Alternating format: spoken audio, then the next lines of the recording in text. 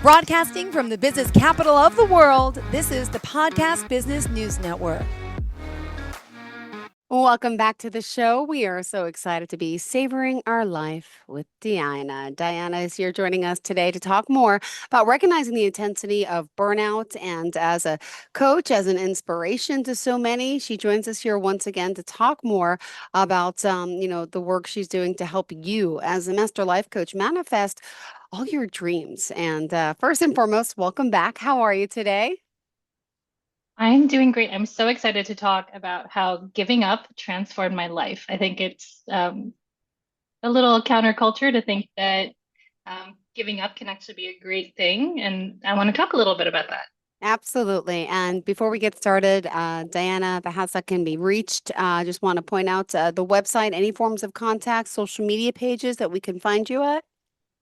Yes, go to Savor Life with Diana, SAVOR Life with Diana.com, or on Instagram, Facebook, TikTok, YouTube. You can find me at Savor Life with Diana, SAVOR Life with Diana. Perfect. Also, she's an author, international speaker. We'll get to that too. To start, though, for today, I know you sent over some great notes about recognizing the intensity of burnout. First and foremost, what is burnout? Tell us a little bit about it. Yeah, I think that it's really interesting because many people have experienced it, but it's kind of like one of those things that it's a term that has come up more and more often. And it's kind of difficult, I think, if you're not aware of it, to discern it from stress. So a lot of times I hear people say things like, "Oh, burnout is just stress. I'm just stressed out. It's not burnout, right?" As if burnout is this like big, scary thing that that like we want to completely avoid and never get near.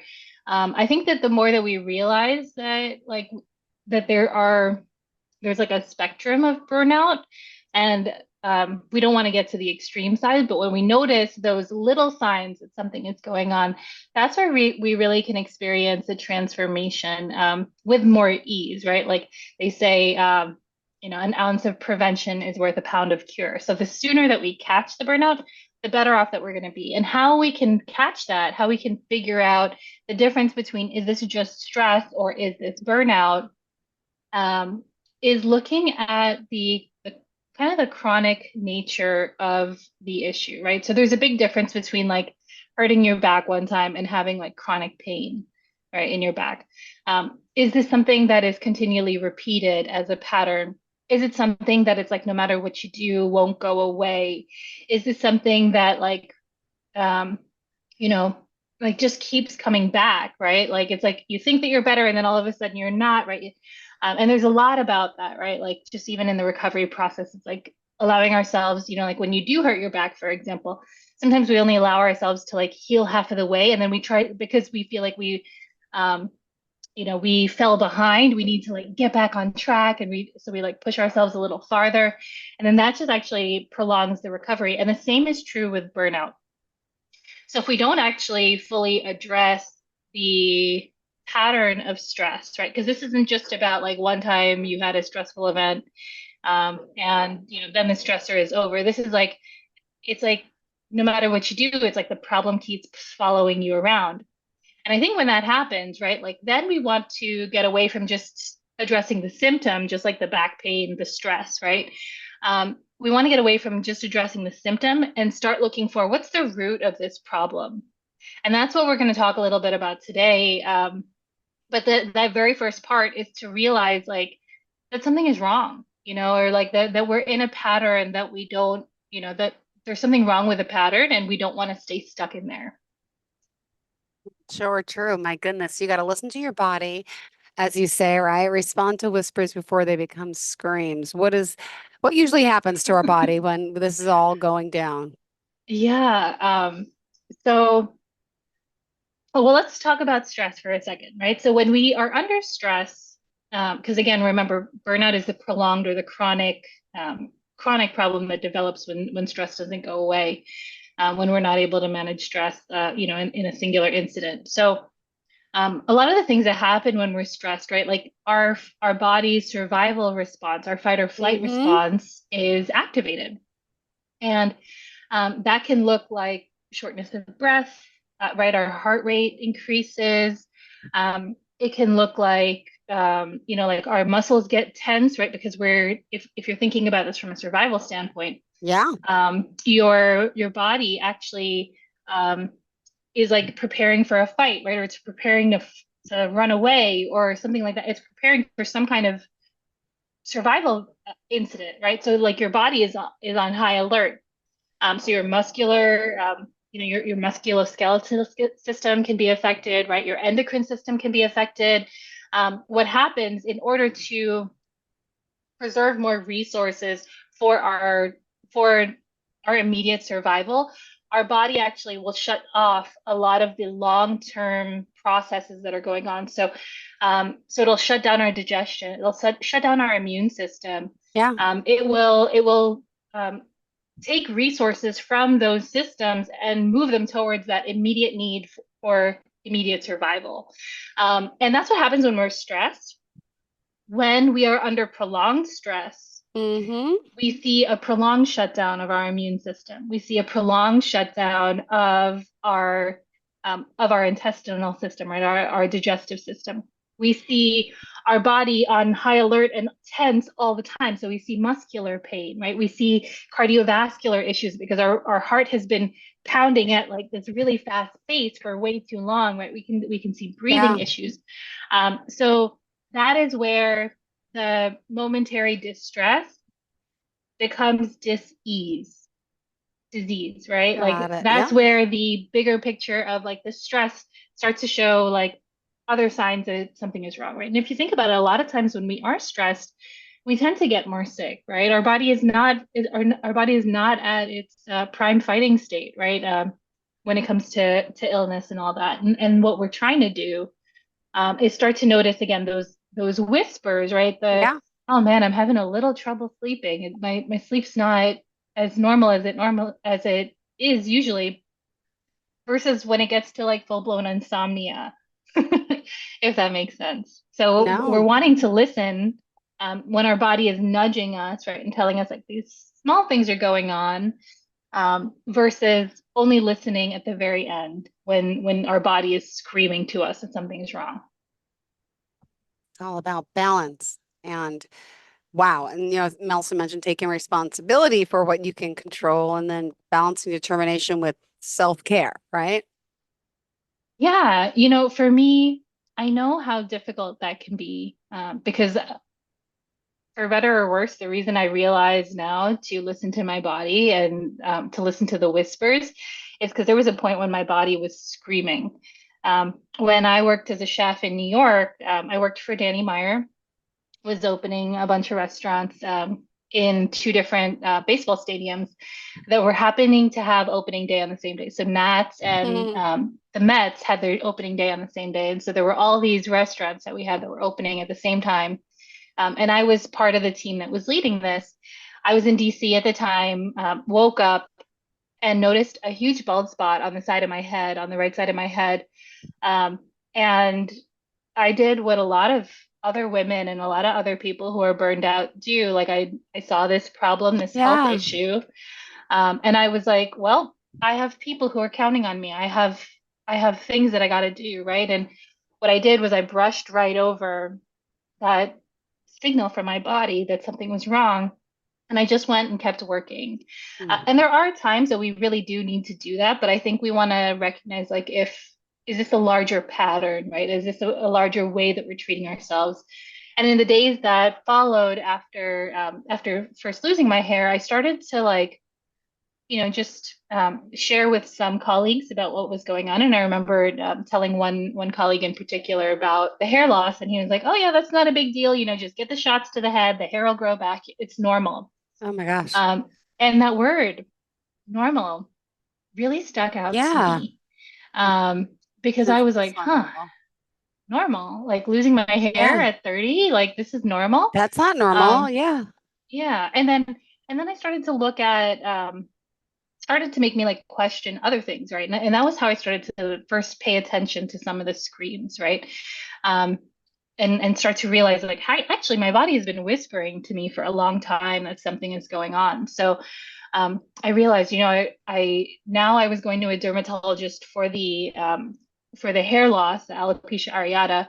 But Mhm. I was like, I was already going to the dermatologist because I was breaking out in hives. I was going to the podiatrist because I developed bone spurs and plantar fasciitis. And I was going to see a chiropractor because I had already developed low back pain. And, like there were days where I literally couldn't work because I was in so much Yeah. pain.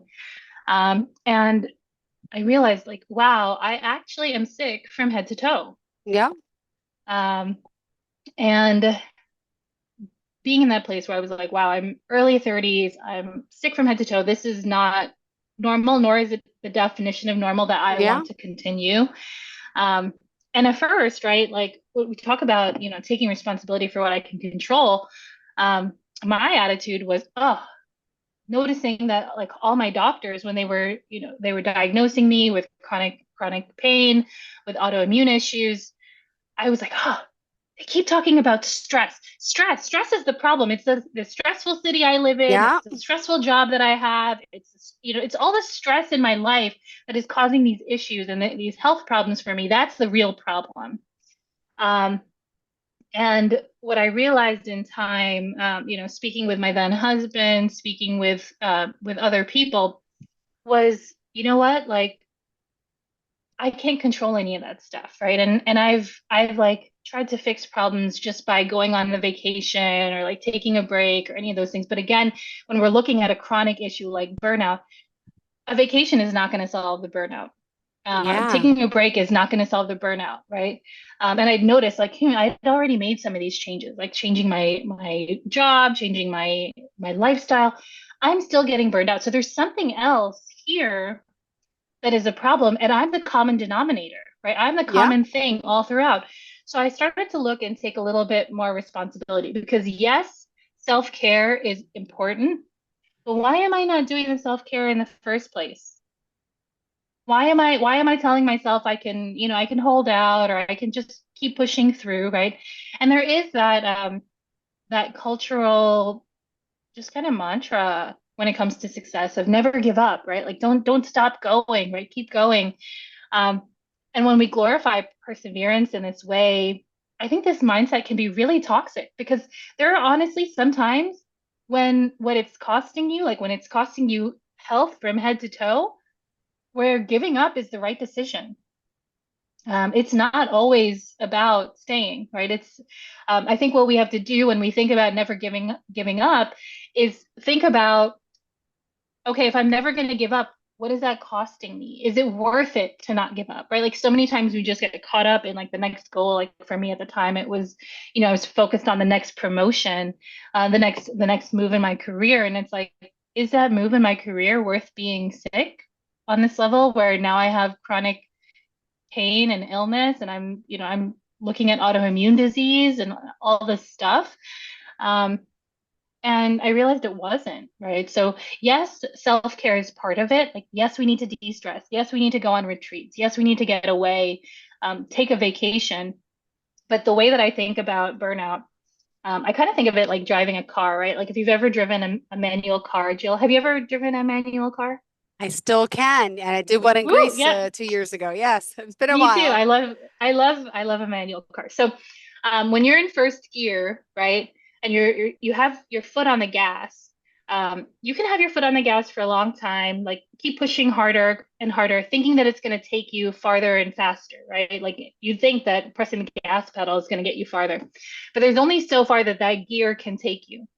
And actually, to speed up, what you need to do is you need to disengage, right? So where we have this belief that like, oh, if I slow down, if I stop for a second, that's going to hold me back. Yeah, actually the opposite is true. If we stop and we're strategic about the pause, about the reflection there and the taking the time, taking our foot off the gas, that is actually how we step into the next gear, right? We can't engage in the next gear until we step out of this gear. And that's what when we're doing self-care, like, we don't just want to go shopping or like look at social media as like the forms of self-care. We want to be strategic and intentional. Attending a retreat where we're talking about self-care is a great example of a way where we can really start to not just rejuvenate, but also think about like, What are some of the patterns, or what are some of the bigger things that I can take responsibility for? Like, why am I not taking self-care, right? Like those sort of things. So then we start to look at the beliefs, right? Like, why is it that I believe that never giving up leads to success, right? Why is it that I think I need to sacrifice myself for everybody else before taking care of myself, right? Like, how are we modeling that for our children, right? Or how did we learn that from our parents? So we want to start to notice those toxic mindsets that contribute to the stress and the burnout, right? Because it's not that stress alone is the problem. Everybody experiences stress to some degree. It's about how we learn how to handle it. It's about what we believe about stress. Like a lot of people, even I used to say this when I was in banking, would say things like, "I thrive under stress," right? And what that means is like we're getting a little bit of like a performance boost sometimes when we're under stress, because under short-term stress, because again, like our body shuts down its long-term function to focus on short-term performance, right? To focus on our survival. And that's a good thing. But like when we do that over and over and over again to our bodies, right? If we use that engine analogy when we were talking about driving a car, when you keep trying to just hit the gas and you're in first gear and you can't go any further, you're actually burning out the engine. You're destroying the engine, right? And we're destroying our body in that same kind of Ah, way. exactly, exactly. I just got a cramp in my leg. Exactly. Yeah. Oh, Yeah. So I think it's so important to really look at like reevaluating the beliefs that got us there in the first place, right? There's a lot of this over focus on on success and productivity in a way that doesn't really allow for us to take mindful breaks, to be strategic about how do I disengage so that I can step into the next gear. Because rather than seeing, oh, I got to just keep my foot on the gas, keep my foot on the gas, keep my foot on the gas, it's like, how do I disengage in a way that's really going to serve me and allow for me to go farther, faster, and easier without destroying my engine? so funny. The whole engine. Now I'm thinking, I think I can, I think I can. And you got little, is it Olive? Is that her name? Yeah, my Your daughter, yes. daughter, right? I'm trying to remember her name. I'm Good like, memory. but that's like well, she's so cute. I mean, she made her debut on air last week. But I'm thinking of I think I can, the little engine that could. It's a book that kids, read, and she'll hopefully read one of these days. But to realize everything is possible, but the engine, yeah, the engine could run out if you don't take care of that engine and do an oil change and do all those things. And it's same with our bodies. And it's not always easy, but I love that you recognize the self-care and we know all of us need to recognize this because it can affect us mentally, physically. You've shared your journey about that. I think a lot of us have been through so much. And how do we figure out what to really start aligning with what really matters? Yeah. Well, so just one more point about engines. Sure, sure, sure, If you sure. look at Formula 500 cars, right? They have some of the highest maintenance requirements, right? To perform at peak performance, to maintain peak performance, they need every single round they're going around, every few rounds, right? Like they need to be maintained again. The engine needs to be recalibrated. And I think that rather than looking at that pit stop as something that slows them down, right? They see it as, oh no, I need this in order to keep running on this, you know, at this level. Yeah. And I think that when we look at self-care in that way, it allows for us to really be like, oh yeah, like I am investing in my peak performance. I'm investing in me being my very best self. When it comes to aligning with what truly matters, I think we also, okay, so the way I like to talk about this is I like to use the analogy of pizza. So, I mentioned, right, I used to be a chef. And actually one of the restaurants that I would help manage and run was actually a pizzeria. And sometimes, right, so we'd have a family meal, and we'd allow the staff to like make their own pizza instead of like the classics that we had, right? And so I've taught a lot of people how to make pizza. And one of the biggest mistakes, right? You and me both as New Yorkers, like, we love our pizza. But one of the biggest mistakes I see people make when they have this opportunity to make their own pizza is they put too many toppings on top. They want the pepperoni and the sausage and the onions and the peppers, and they want some spinach on there, and they want some mushrooms, and they want some fresh tomato and some onions on there. Well, whatever it is that they want. They want to like overload the pizza with things, right? And here's the thing about a New York style pizza, right? If you overload it with toppings and you stick that in the oven, there's too much on top. The bottom's not built to support that. So one of two things is going to happen. Either the toppings on top are not going to cook through, right? And then when you try to pull the pizza out, it ends up raw and ripped apart. Things are falling Yeah. through there, just like things are falling through our life, right? When we're burned out and we put too much on top of ourselves. Or the other thing that happens is we actually do get the crust cooked through and the top is burnt and bitter. So we either end up raw and ripped apart or burnt and bitter when we overload ourselves just like that pizza, right? And the reason that that happens to the pizza is because the structure cannot support all that's on top of it. So when we want to when we talk about aligning with what really matters, this is about figuring out your toppings, your non-negotiable toppings, right? Like, what are the things that you must have, Jill? What are the things you must have on your pizza? Honestly, I love extra cheese. That's kind of it. I love extra cheese. And then on the side, I like the dipping sauce so I could dip more Oh marinara sauce yeah. in it. That's it. Oh yeah. I'm a basic pizza eater. What, but I know Pete the Cat, another book that Olive should be reading eventually. Pete the Cat has the best, our kid's favorite book is Pete the Cat and the Pizza, and it's got pizza with every topping on it. It's an awesome book. But papaya and pineapple and what do you like? I Oh, know, yeah, but it's a fun book. I I love pepperoni. Okay. And but like, a lot of times when I see people put a lot of things on their pizza, right? They want the papaya, the pineapple, the Hmm. like a million things. To have a pizza like that, you need to either strengthen the structure, right? So you need to either have a pan or something Yeah. holding that pizza, right? So like for us, it's like we need that support beneath us, right? Or you need to develop a thicker crust, right? So like how we do that, we need something Yeah. that's like even stronger. We build that endurance. But like when it comes to the pizza, and we're talking again about aligning, you got to figure out what are the non-negotiables for you. What are the things that you will not allow to not be on your pizza, right? And when we're talking about our life, maybe that's our family, right? Like, Maybe, I know yeah. you, Jill, you have your boys, like I'm sure that's a non-negotiable for you, right? Like, um, maybe it's exercise is a non-negotiable for you. I don't know what your things are, but everybody has non-negotiables, things that must be on their pizza. And Yeah. when we can really figure out what are the musts that we have on this pizza, and what are the would like to have, and then we really kind of get more clear on what it is that we really want, Yeah. then we can create space for us to not be overloaded, right? We got to cut away some of the things that we're putting on our pizza that we put on there because somebody told us that like spinach is healthy, but we hate spinach, so we stick it on there, and it just makes the pizza soggy, and we're sad because now our pizza is soggy. It's not even good.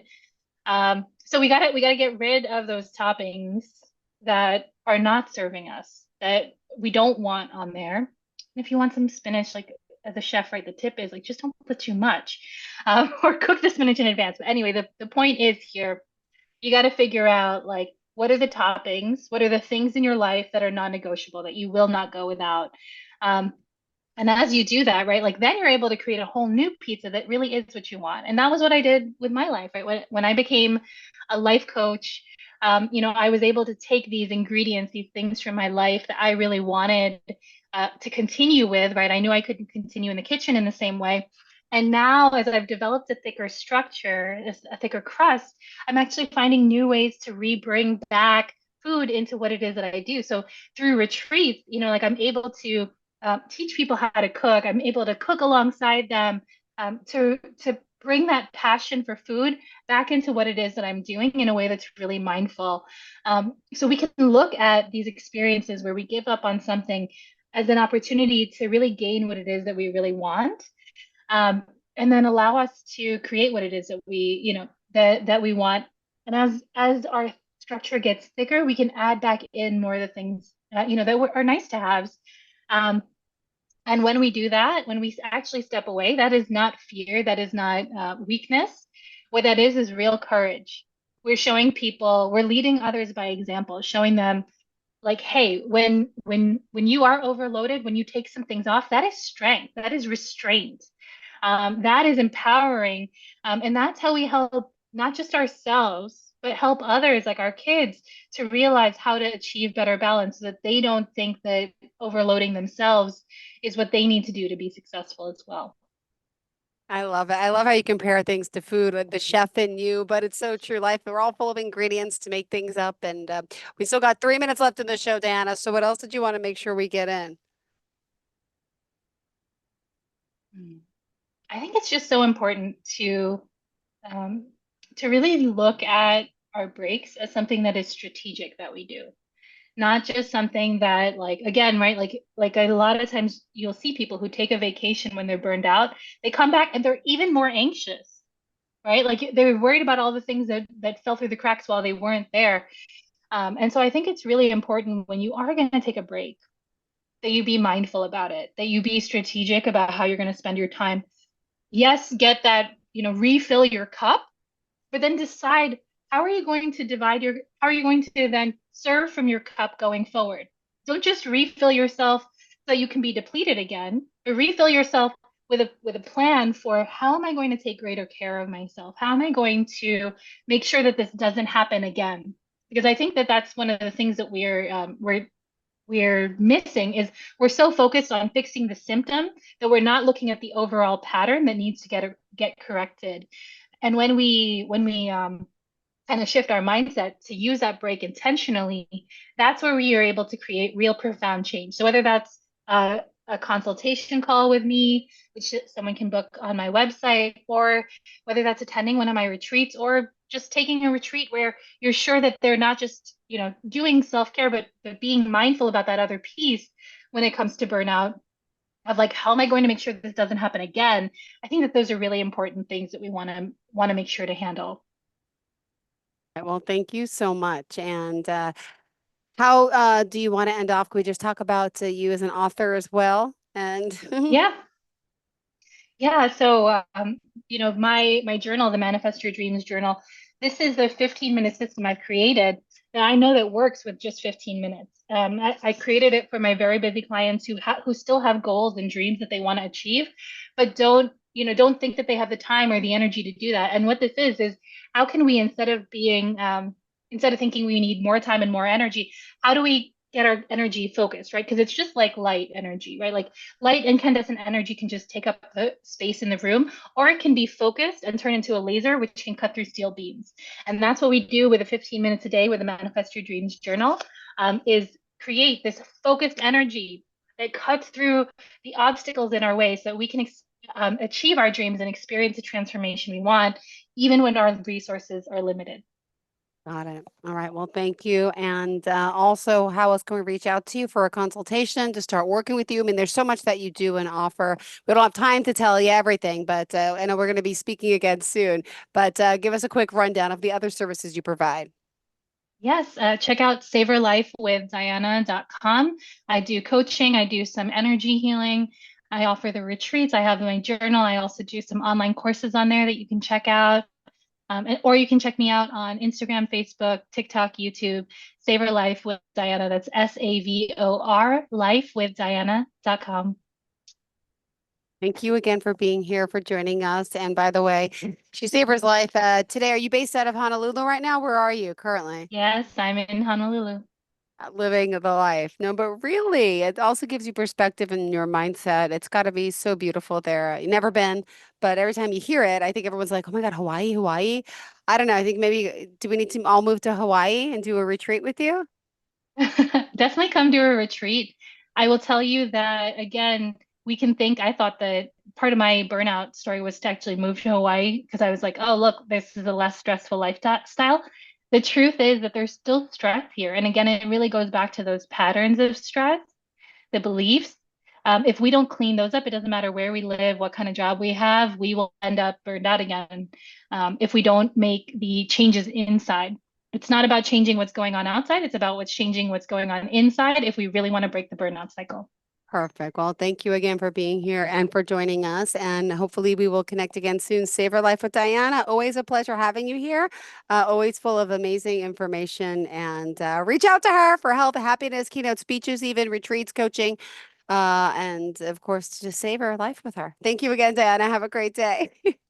Are you looking for even more of the podcasts and hosts that you love? The Podcast Business News Network is proud to announce that you now have even more ways to listen live. Check out the MyTuner Radio, online radio box, and Simple Radio apps on iOS and Android, or find us online. Search for Business News Network on mytuner-radio.com, or search Podcast Business News Network on streama.com and onlineradiobox.com/US. Take your podcast on the go and don't miss a minute of the action.